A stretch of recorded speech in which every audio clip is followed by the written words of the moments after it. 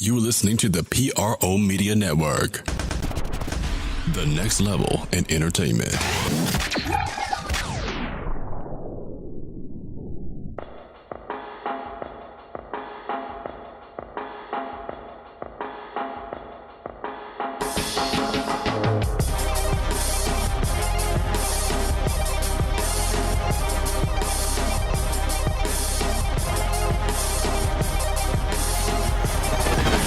You're listening to the Pelicans Postgame Report on the PRO Media Network for all things Pelicans.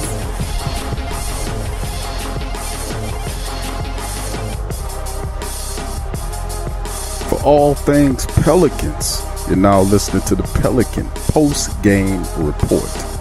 I'm Big Q, chiming in with you on the Pelican Postgame Report, episode 340.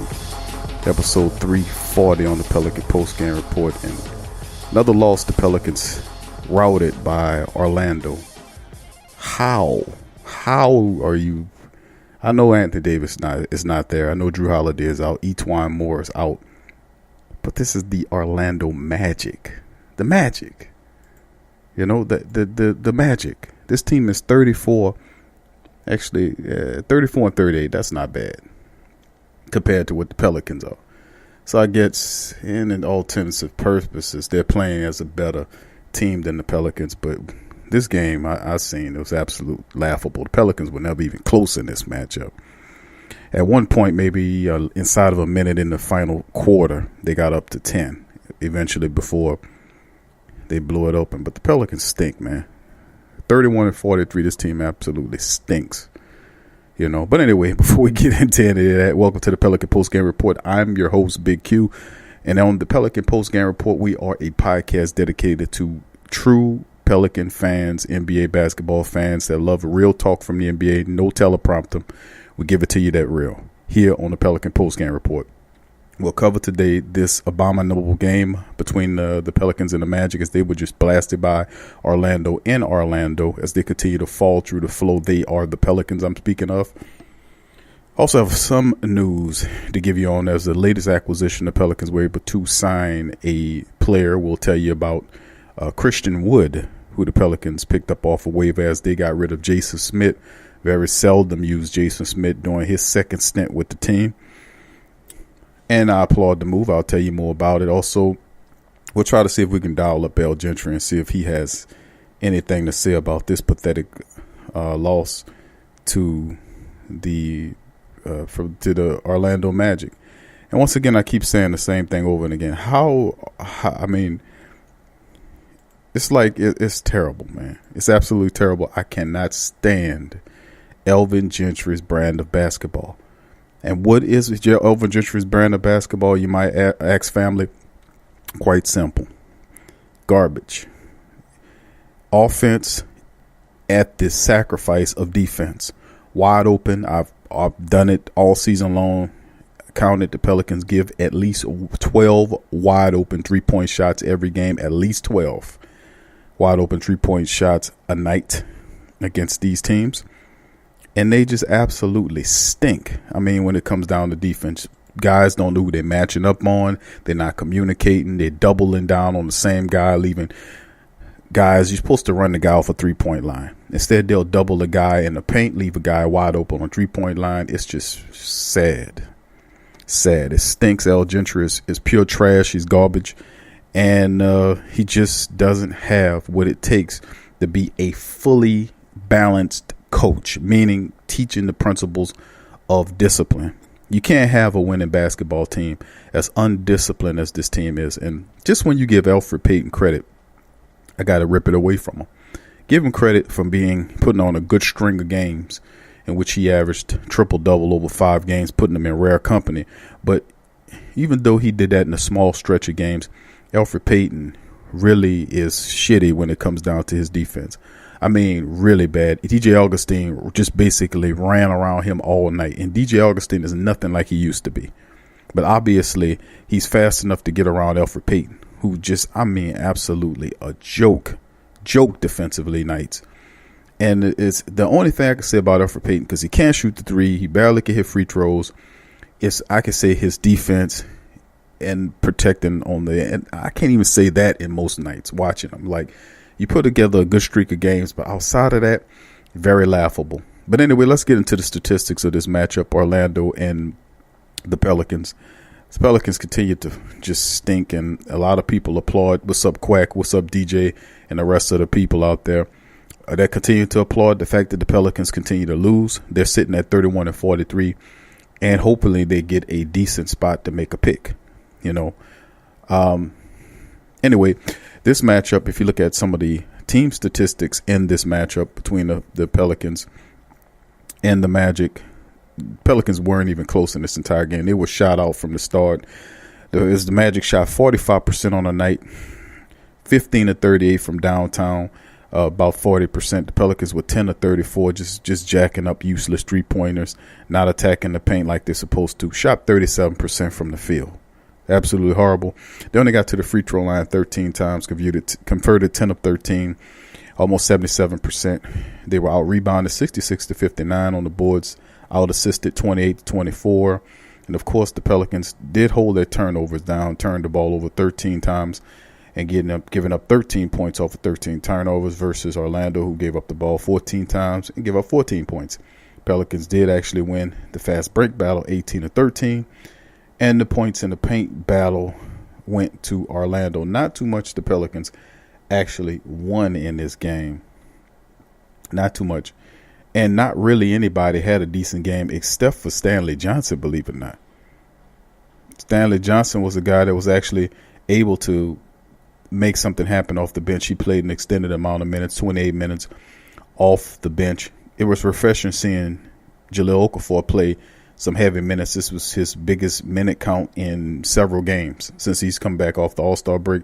He had 29 minutes, didn't do too much, 4 of 12, 9 points, 8 rebounds. Laughable night for Jahlil Okafor. But Stanley Johnson led the team, 18 points off the bench, 28 minutes, 6 of 13 from the field. He attacked the basket, and big ups to Ian Clark as well. He had 17 points off the bench in 28 minutes, 7 of 13 from the field, 3 of 7 from downtown. Frank Jackson, 14 points throwing, and that was the only Pelicans in double figures. Everybody else stunk. Kenrich Williams struggled and had 7.7 rebounds. Elfrid Payton, he struggled in this game, 7 points and a laughable 2 assists on the night in 24 minutes. It's actually crazy. And Julius Randle actually fouled out. Not fouled out. He had 6 turnovers in this game. He just wasn't himself. 6 points in 22 minutes. 1 of 9 shooting. He was just not there as well. And, of course, Anthony Davis didn't play in this game because of personal reasons. And, of course, the Pelicans did have a new acquisition that they did bring aboard, a fellow by the name of Christian Wood, who was claimed off of waivers from the Milwaukee Bucks. Now, Wood is a second-year player out of UNLV. He's averaging, I say, about 3 points a contest. But the thing's interesting about Christian Wood is he has size and length. He's a 6'11" guy, listed as a power forward, but he is razor thin, 214 pounds. Need to pick up some weight. Kind of resembles Scottie Pippen in the face, but his game doesn't. He's listed as day-to-day status dealing with injury that's unlisted. But as far as Christian Wood is concerned, the Pelicans bring him in. He didn't play in the night, but I applaud the fact that they're attempting to get a wing. Now, he was claimed off for waivers by the Pelicans on Wednesday, and Wood was let go by the Bucks on the previous Monday to make room for Tim Frazier, who was a former Pelican. Wood will get a shot with New Orleans. He's played just 62 total NBA minutes this season, racking up 37 points, 20 rebounds. But he's been a force in the G League across 28 appearances with the Wisconsin Herd this season. Wood has averaged 29 points, 14 rebounds, and 2 assists. His role will remain relatively small, but New Orleans has plenty of reason to give him a fair shot considering where they are in the standings. Maybe perhaps this guy could be something down the line. Of course, it's the G League, but anytime you putting up that kind of numbers in the G League, you got to look at the guy and say he's a big that's putting up those kind of numbers and rebounding like that. Let's give him an opportunity. Besides, the Pelicans stink anyway. They absolutely are garbage. They're terrible. And what it comes down to, basically, like I keep saying, is scheme problems. Elvin Gentry is a joke of a coach. The Pelicans are a joke of a team. Anthony Davis, a lot of people going to blame Anthony Davis for him making a call to basically say, well, I don't want to be here, and try to facilitate a trade mid-season as opposed to wait to the offseason. It doesn't make any difference, man. Even if you have a team like the Pelicans have to deal with massive distractions, as a team, you have to deal with massive distractions. Sometimes you might lose a player. Some of your bench guys going to have to step up, elevate their play to fill in as much as they can fill in. And when it comes down to, of course, it's a tall task to ask the Pelicans to beat anybody like OKC or Milwaukee, because you need your stars to play in those games. And, of course, like I say, Anthony Davis wasn't here in a game. He was out because of personal family reasons, as they listed on the injury on the non-active report. But in terms of Drew Holiday dealing with his injury, E'Twaun Moore is not there. It's good to say that the Pelicans are definitely in full tank mode. They've been in tank mode right up to the season ended, if you ask me. Not one time once the season was the All-Star break was over with, they came out and said, we're going to push on to try to make the postseason. None of that was even made. Most teams said we're trying to get the playoffs. That wasn't even mentioned. This team started tanking, and you got to give credit to the young players for playing with how they're playing, but still at the same time, man, it's laughable to me. Very laughable. And I despise Elvin Gentry's garbage, craptastic, nasty, funky, stinky brand of basketball. And I really wish he would just leave. I really wish he would just leave. I just despise his inconsistency. Me and my father watching, we like, man, are you kidding? Are you kidding? And it's really sad. It's pathetic. And just switch places with me and watch Pelicans game all year long.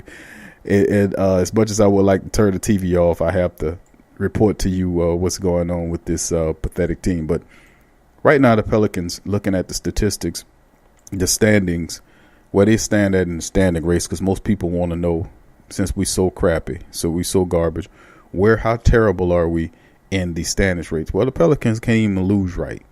They can't do anything right. Currently, the Pelicans sitting as New York. New York is the worst team in the NBA, 14-58. That's how terrible they are. Phoenix is right behind them, and of course, Phoenix beat the stinking rotten Pelicans the other night.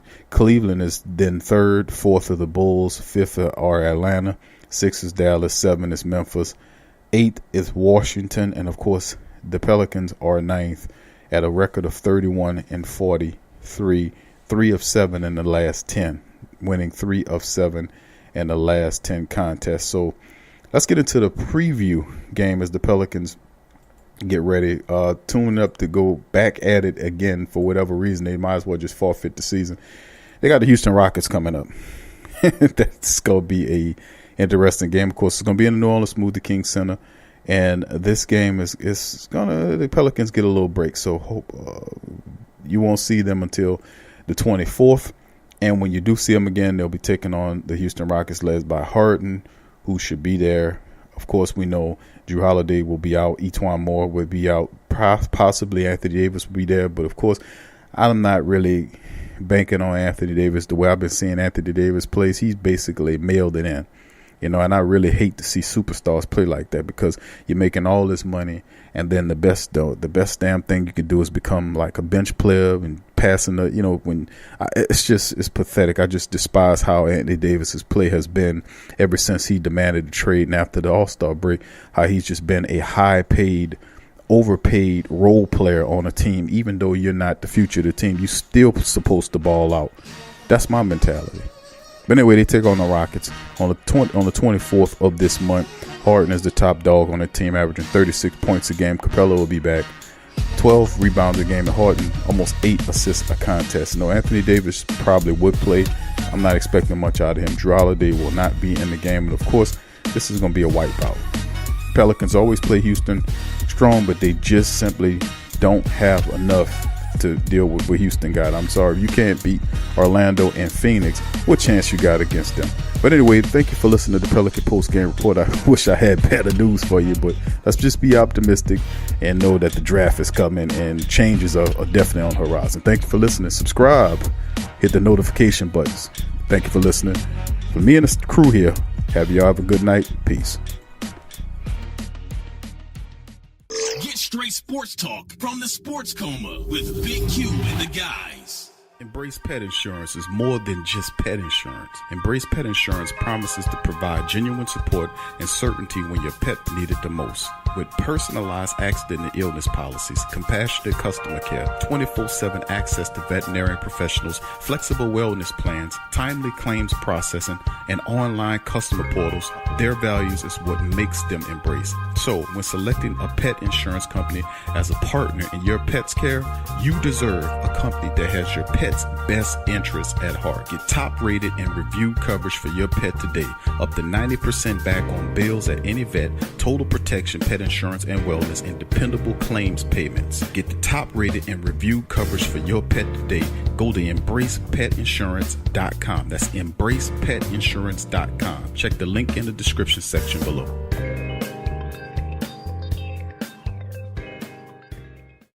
Get all the latest news and updates from your New Orleans Pelicans at the Pelicans Eye View, the new and official Pelicans Daily Journal, covering everything Pelican. Attention, everyone. Get breakdown on games, free agent signings and potential moves, unbiased opinions and straight up facts with statistical analysis from G Valley.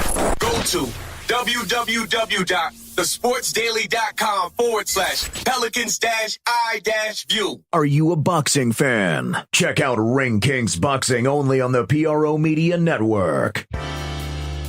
Do you need a domain name? How about a host for your website that can work with WordPress? Try Namecheap.com. They make registering, hosting, and managing domain names for yourself or others easy and affordable because the internet needs people. Namecheap is an ICANN accredited domain register and technology company founded in 2000. It's one of the fastest growing American companies according to the 2018 Inc. 5000, celebrating nearly 2 decades of providing unparalleled levels of service, security, and support. Namecheap has been steadfast in customer satisfaction with over 10 million domains under management. Namecheap is among the top domain registrars and web providers in the world. They offer a full selection of popular and unique domains along with fully featured hosting packages, SSL security certificates, WhoisGuard privacy protections, and more, all at the lowest prices in the industry. So if you need a domain name or hosting or anything else, think Namecheap.com. That's right, Namecheap.com. Check the description section below for link.